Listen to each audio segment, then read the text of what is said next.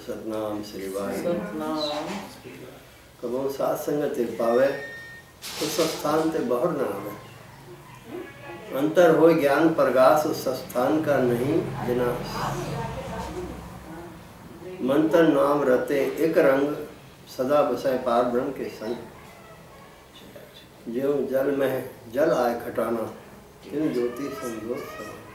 मिट गए गवन पाए विश्राम नानक प्रभु के सद कुर्बान। कबहु साध संगत एह पावे। एह माना विचार हमारा, वो जो जिसने अभी जन्म लिया है, जो विचार आया है, कभी कबहु हमेशा नहीं होता।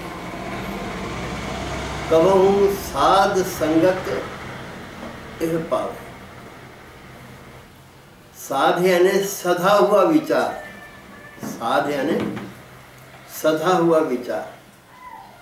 वो विचार जो आज्ञाकारी है, वो विचार जो कहना मानता है आत्मा का, वो सधा हुआ विचार साध है। आत्मा बुरा कभी नहीं होने देती। सधा हुआ विचार कभी बुरा नहीं करता, इसलिए वो साध है। कभी होता है, हमेशा नहीं। कभी ऐसा रहता है कि किसी विचार को माना वो विचार जो आया, इस तरफ आया, साध संगत संग मिला, उसको सधे हुए विचार का संग मिला, सीखा, अच्छे के साथ रहकर अच्छा सीखा।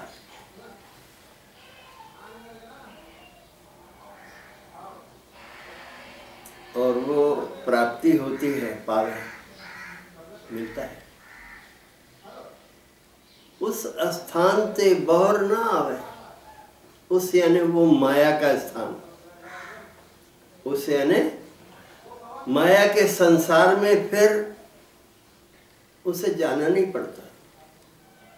वो विचार जिसको सधे हुए विचार का संग मिल गया, उसको फिर ये माया की तरफ की ललक खत्म हो गई, चाह ही खत्म हो जाती है, उस तरफ जाना ही नहीं चाहता। दोबारा कभी बौर ना आवे, दोबारा नहीं जाता उस तरफ। क्या होता है? अंतर होए ज्ञान प्रकाश। अंतर विचार वो अंतर्मुखी ही रहता है। अंतर्मुखी विचार हो जाता है, टिक जाता है। जानकारियां हासिल होने लगती हैं। ज्ञान मतलब जानकारी, सच की जानकारी मिलने लगती, सच को समझने लगता है। आज्ञाकारी हो जाता है, सच को समझता है। विचार आज्ञाकारी हो जाता है, कहना मानता है, आत्मा का कहना मानता है। प्रकाशित, प्रकाश हुआ, खिल गया। प्रकाश हुआ के दोनों ही भाव है, प्रकाशित होना और दूसरा है खिल जाना। जैसे कोई फूल खिल जाता है, इस तरह से अंदर वो विचार जो है प्रसन्न होता है, प्रसन्न मुद्रा होती है। और वो उस स्थान का नहीं विनाश। वो ये बाकी सब मिटता रहेगा, बनता रहेगा संसार, पर वो ऐसा स्थान है जहाँ वो पहुँच गया विचार, जो कभी भी नष्ट नहीं होता, हमेशा रहता है। कौन सा स्थान है वो बताइए? कौन सा स्थान है?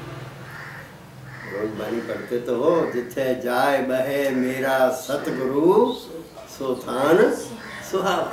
वो स्थान है, वो हमेशा ही रहता है। सदगुरु कहाँ रहते हैं? सदगुरु कहाँ हैं? सदगुरु रहते हैं परमात्मा में, क्योंकि आखिरी में आएगी वो बात, जो जल में जल आए घटा। तो वो क्या है? सदगुरु का स्थान कौन सा है? परमात्मा से जुड़े रहना।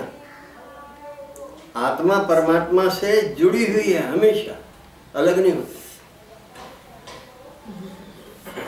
ये अलगाव वाला जो है ना, ये हमारा विचार है जो उसको अलग किए बैठा है। बाकी अलग तो आत्मा होती है, तो परमात्मा का अंश है, परमात्मा से जुड़ी हुई है हमेशा। तो उस स्थान का नहीं विनाश, जहाँ ये मिलन होता है, आत्मा परमात्मा जहाँ मिलता है, वो स्थान हमेशा सुरक्षित है, वो कभी मिटता नहीं।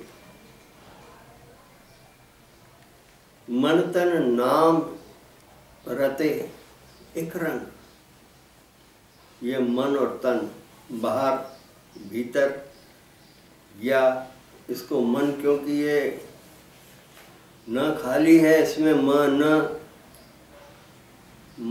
मतलब माया वाले विचार, यहाँ इसमें क्या आएगा, मन यानी माया वाले विचार। तन माना बाहरी आवरण, तन यानी ये शरीर, ये बाहरी आवरण है, आत्मा का बाहरी आवरण है, आत्मा इसमें रहती है ना।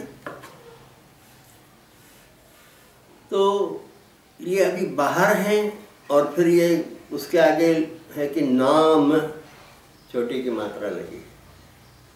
नाम क्या है, आत्मा की वाणी, नाम गुरु वाणी को नाम कहा गया। वो गुण जो आत्मा से प्रकट होता है, नाम यानी गुण अंदर है। यदि रते यानी भीगे, ये अंदर बाहर, ये हमारा जो माया वाला जो संसार है, ये चाहे इसका आवरण यदि इस पक्ष में आए, रते एक रंग,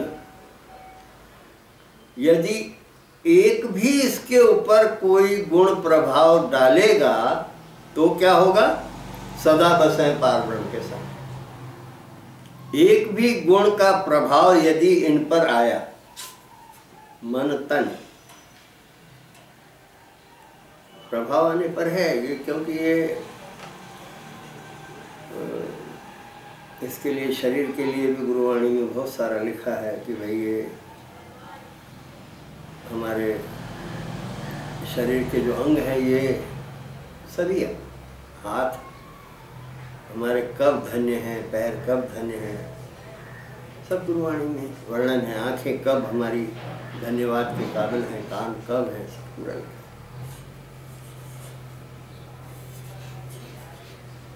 यदि कान किसी की निंदा नहीं सुनते हैं तो धन्यवाद के पात्र हैं। नेत्रों से हम जो दृश्य देखते हैं उसमें यदि विकार नहीं है तो ये नेत्र भी धन्यवाद के पात्र है, क्योंकि साकार का दर्शन आंखें ही कराती हैं, शरीर का जो ये अंग है। कुछ खट्टे घाले दे हाथों से,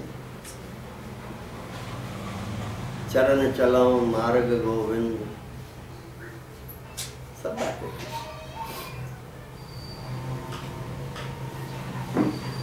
सदा बसे पारब्रह्म के संग, फिर वो तो प्रभाव ऐसा आता है, मन तन पर प्रभाव ऐसा आता है कि सदा बसे पारब्रह्म के संग। वो हमेशा फिर आत्मा के नजदीक होकर के ब्रह्म के उस पार जाना चाहता है।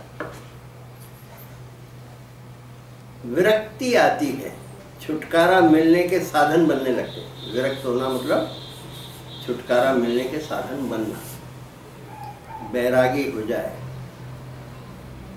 वैराग आए तब, और तभी ब्रह्म के उस पार, पार ब्रह्म के उस पार जाने का रास्ता खुलता है।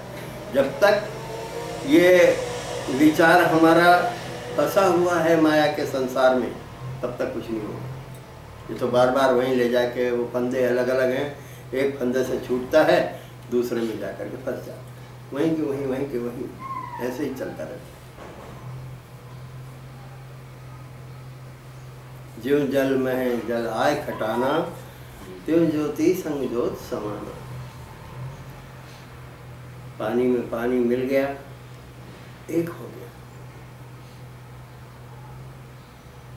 परिचय नहीं कर सकते फिर कि ये इसमें से गंगा जल कौन सा है, ये जमुना का जल कौन सा है, गोदावरी नदी है, नर्मदा नदी है। ये नदियों में फिर वो पानी एक दूसरे में मिक्स हो गया तो वो तो पानी है, जल है। ऐसे ही ये आत्मा परमात्मा में मिल जाती है, आत्मा परमात्मा में मिल जाती है। वाह, अगर इसको दूसरा भाव इसका लिया जाए तो वो ये है कि वो विचार जो ब्रह्म के उस तरफ चला गया, वो विचार परमात्मा के विचारों से चलकर आत्मा तक, आत्मा से चलकर जो विचार पैदा हुआ वहां तक आया, और उस विचार को फिर राह मिल गई वापस जाने की, जहां से विचार आया था, जहां से वो विचार उत्पन्न हुआ वहां वापस चला गया। त्यों ज्योति संग ज्योति संग, वो तो एक हो जाता है, भाव एक हो जाता है, वहां द्वैत खत्म हो जाता है। द्वैत नाम की चीज नहीं है, द्वैत फिर बिल्कुल नहीं रहता, फिर एक ही है बस।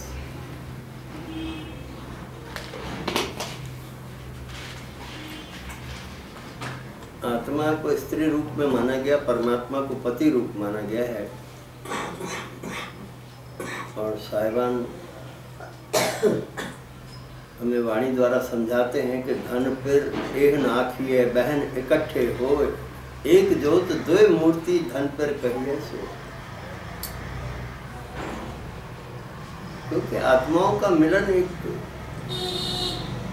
बहुत बड़ी बात होती है। संसार में हम अपने गृहस्थ जीवन में झांक कर देखें, स्त्री पुरुष ये गृहस्थ का नियम है, पर दोनों की आत्माएं जो हैं, दोनों की आत्माएं स्त्री ही हैं। उसमें पुरुष की आत्मा पुरुष नहीं है, स्त्री की आत्मा स्त्री है, पुरुष की आत्मा भी स्त्री ही है। इसका पति एक परमात्मा है। अक्सर कहने में आता है कि ये गृहस्थी तो है पर इनका स्वभाव साधुओं वाला है। जैसे हमारे इतिहास में भाई भिखारी जी का उदाहरण, भाई भिखारी जी जो हैं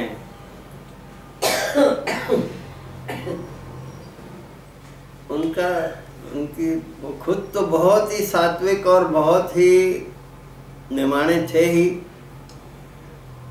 उनकी स्त्री भी वैसी ही। गुरु साहिबान ने, किसी श्रद्धालु ने 2 बोरे गेहूं दिया तो 1 बोरा गेहूं उनके यहाँ पहुंचा दिया कि भाई 1 बोरा गेहूं उनको दे आओ जाकर के, उनको शायद इसकी जरूरत हो। तो जिस समय वहां ले जाकर के वो श्रद्धालु पहुंचा तो उन्होंने पूछा अपनी पत्नी से, भाई भिखारी जी ने कि भाई हमारे यहाँ अंदर अनाज है घर में? तो भाई भिखारी जी की जो पत्नी थी उसने कहा कि स्वामी बिल्कुल है, आपके लिए, मेरे लिए, बच्चे के लिए, परंतु यदि कोई आ जाएगा हमारे द्वार पर तो उसके लिए भी है। जो श्रद्धालु आया था लेकर उसने कहा कि पूछ लो कि कब तक का है। तो पहले तो भाई भिखारी जी ने कहा कब तक का क्या पूछना है, अभी का है बहुत है। अंदर पत्नी से भी पूछा तो पत्नी ने भी यही कहा कि अभी का तो बिल्कुल पूरा है और कल की हमें चिंता नहीं है। ये सबके साथ नहीं है, ये बात सबके साथ सब हम लोग नहीं कर सकते। ऐसी आत्माएं सबकी नहीं होती, विचार मिलना बहुत कठिन होता है, विचारों का मिलना बहुत कठिन होता है। मिट गए गवन पाए विश्राम, नानक प्रभु कह सतगुर। मिट गए गवन पाए विश्राम। ये आवागमन जो हो रहा है, बार बार जन्म ले रहे हैं, बार बार मर जा रहे हैं, बार बार जन्म ले रहे हैं, बार बार मृत्यु हो रही है, जन्म मृत्यु के आवागमन से छूट जाता है। पाए विश्राम, स्थिर हो गया, छुटकारा हो गया, मुक्ति हो गई। काय से मुक्ति? माया के संसार से। नानक प्रभु कह सतकुर्बान। शायद फरमा रहे हैं प्रभु कह सतकुर्बान। कई बार कह माना कई बार, हमेशा कई बार हमको प्रभु को धन्यवाद देना चाहिए। परमात्मा को कई बार धन्यवाद दो। ऐसा नहीं कि हम एक आध बार धन्यवाद दे करके हट जाएं। प्रतिदिन जो कहा गया ना कि श्वास श्वास सिमरहो गोविंद, तो ये श्वास श्वास सिमरहो मतलब क्या? धन्यवाद देते रहो, प्रत्येक श्वास का धन्यवाद। हे प्रभु, पहला आहार मेरा श्वास ही है जो तूने मुझे दिया। सबसे पहला आहार तो श्वास ही है, उसी से तो हम जीवित हैं। जो हमें मिल रहा है बिना मूल्य चुकाए, कोई मूल्य नहीं चुका रहे, मिल रहा है, प्राप्त हो रहा है। सोए हैं तो भी मिल रहा है, जाग रहे हैं तो भी, कैसे भी कर्म हमारे शरीर से हो रहे हैं तो भी हमें मिल रहा है। अच्छे बुरे सभी कर्मों में हमें श्वास तो मिल ही गई। इसलिए धन्यवाद जरूर परमात्मा का हमें करना चाहिए, प्रभु का धन्यवाद करना चाहिए, लगातार लगातार करना।